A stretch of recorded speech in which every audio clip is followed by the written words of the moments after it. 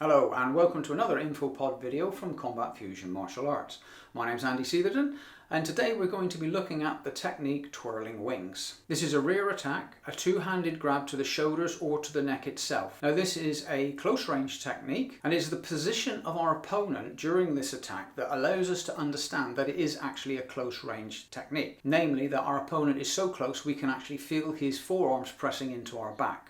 So we understand that we are able to use short range weapons because of the closeness of our opponent. We'll take a look at this technique from our usual 3 perspectives without a partner. We will then look at the technique broken down on a move for move basis. Then at the end we'll proceed on to a section where I will be discussing some of the things I like to alter in this technique to make it a little bit more combat effective for me personally. Now before we proceed into the video, I'd like to take this opportunity to ask you to think about subscribing to our channel if you haven't done so already.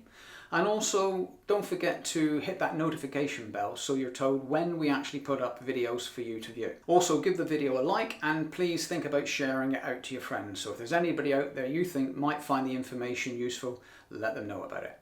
So let's get into Twirling Wings.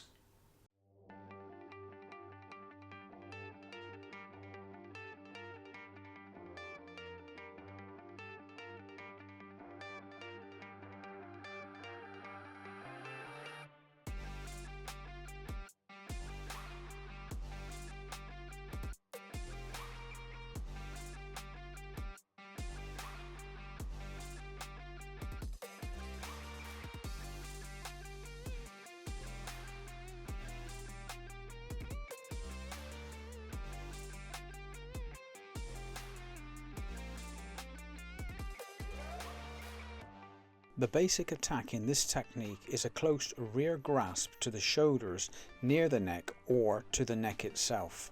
Initially begin your defense by tucking your chin down to protect your airways. Immediately have your legs step back on a slight angle between your opponent's legs and pivot towards him into a forward bow. Simultaneously with this pivot, execute an outward vertical pressing check above the elbow and to the outside of your opponent's arm.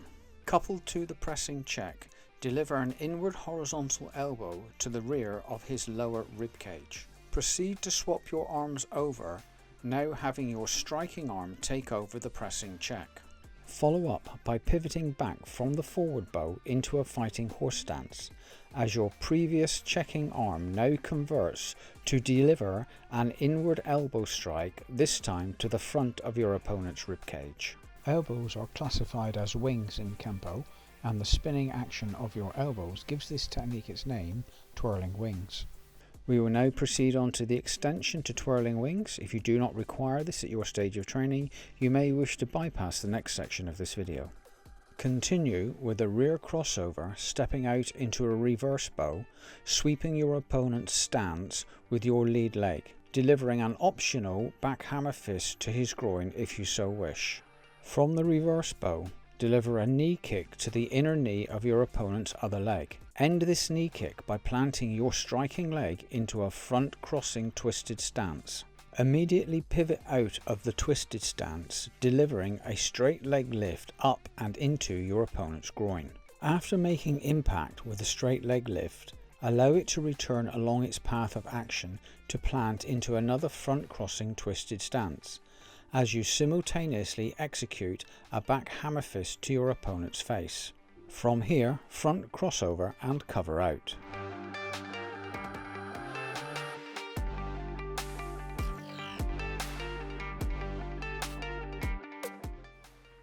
And welcome back. So now we're going to take another look at Twirling Wings, but this time we're going to be taking a look at it through my eyes. And what I mean by that is I'm going to show you some of the things I do to this technique to change its aspects to make it more combat effective for me personally. Now these are some of the things I like to alter in this technique to make it work properly for me. Lots of you will find with the base technique, for some reason, some techniques just don't work for you personally. That's a signal that you need to take a look at what you're doing and ask yourself questions why this isn't working, what's happening or what isn't happening. And these questions I've asked myself have led to these little examples I'm going to show you now. So let's get into this and have a look at Twirling Wings through my eyes. So now we're going to take a look at some of the alterations I make to this technique to bring it from the base level to a more combat effective level. Now the initial foot manoeuvre in Twirling Wings is the step to the rear. Now I like to try to make this as smooth as possible so there's no upper body movement when I'm practicing it in a static attack. So the step should be done smoothly in this manner. So I'm making minimal movement in my upper body when my opponent's hands are concentrated.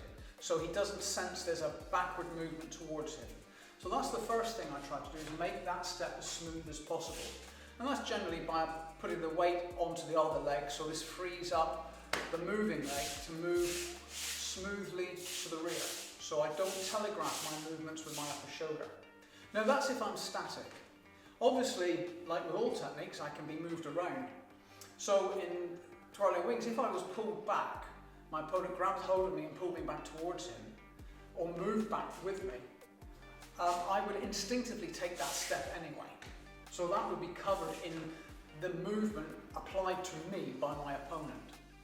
If my opponent was to push me forward, I have to take a different step. I could step with my right leg in this case and work Twirling Wings on the base side, but I may obviously take a step with my left foot and have to work it on the opposite side. I can't say which I would do, it depends where my body posture is at that moment in time.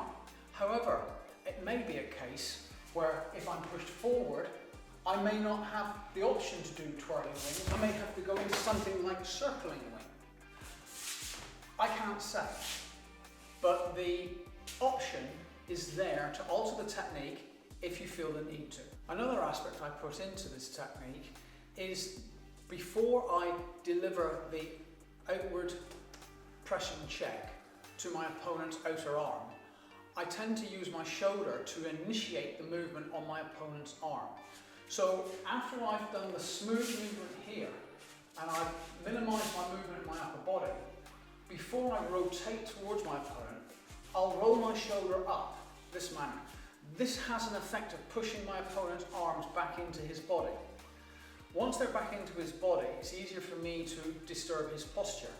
So for me personally, when I move, I have a slight step, and then when I turn, before I do the outward pressing check, I roll my shoulder.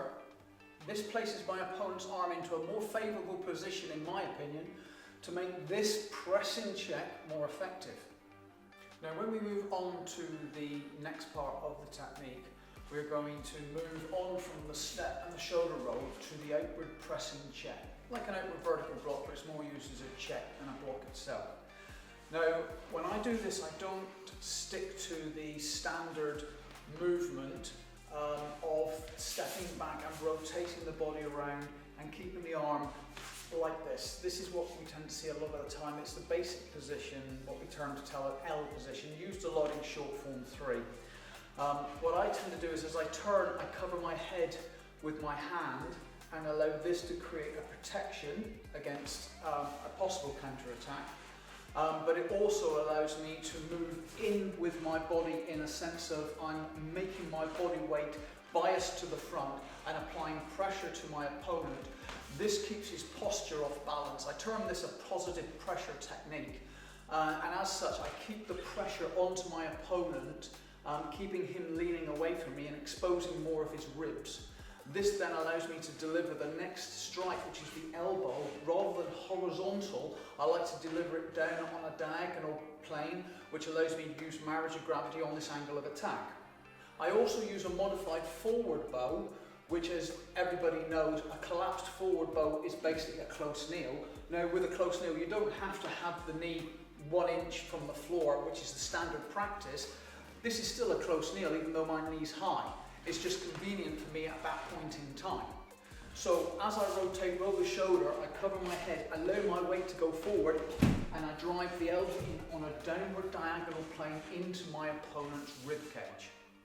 Now obviously, like any technique, we have to take into consideration our opponent's reaction to our strikes. Now after I've done the movement, I step back, rotating the shoulder, rotating around, covering my head and driving the elbow down on that diagonal plane, I have to think, what's happening to my opponent's reaction?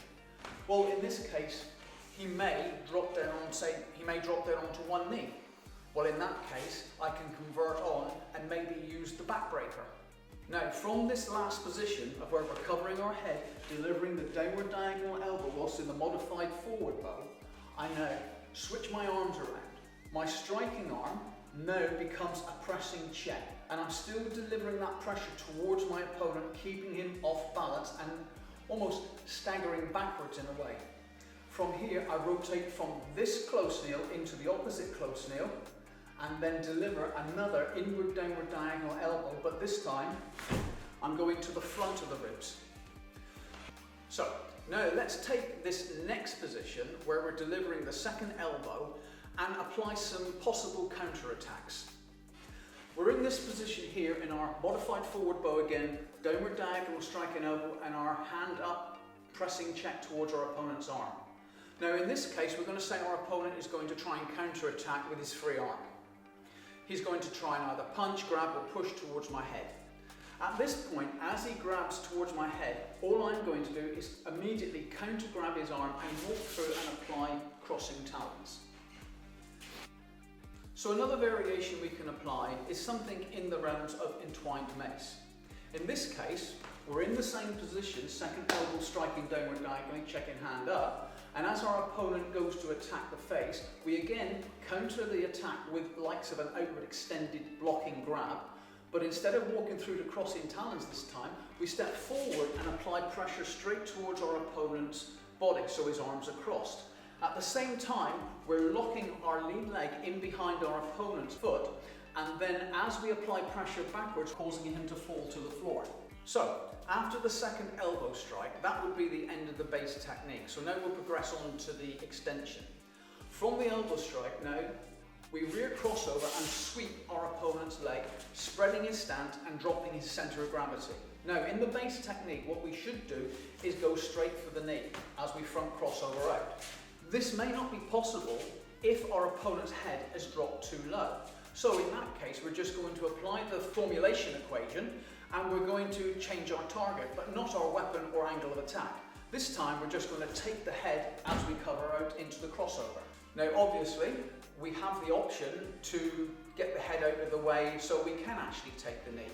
In that case, from the rear crossover sweep, we may want to do a rising forearm strike under our opponent's chin, lifting his head up, thereby exposing the knee for the knee strike before we cross over out. Or we may want to drive that knee into his leg, lock behind his ankle and take him to the floor with a simple ankle lock. So there's 3 variations there of things that we can do depending on how our opponent reacts and depending on how we are at that moment in time. So following on from the rear crossover sweep and the knee kick to our opponent's inner knee as we cover out. Now the next strike is a straight leg lift up between our opponent's legs. Now I've seen a couple of variations on the strike that goes along with this kick, and my personal preference in this is not to do an outward horizontal strike to the head. When I hit here, if I drive forward into my front crossover after the strike to the groin, I have to take into account my opponent's reaction. The likely reaction to a strike to the groin, a full-blooded strike to the groin, is he's going to bend directly forward to protect it, as he may back away as well. But the thing is, the head is going to move forward this manner.